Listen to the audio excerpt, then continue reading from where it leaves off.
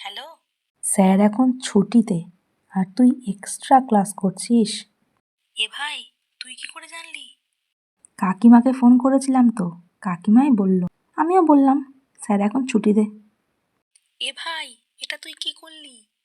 এক্ষুনি কিছু একটা বলে ম্যানেজ দে, নাহলে মা আমাকে এক্ষুনি ফোন করবে। 1000 টাকা পাঠা। কেন? ম্যানেজ দেওয়ার জন্য। 1000 টাকা?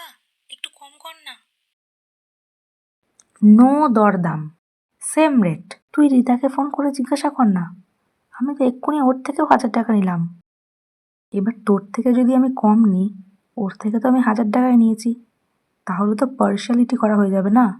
তোরা তো সবাই আমার বন্ধু, বল আমি কি এরকম করতে পারি? চল চল, 1000 টাকা পাঠা। ঠিক আছে ভাই, পাঠাচ্ছি। शाबाश बेटा।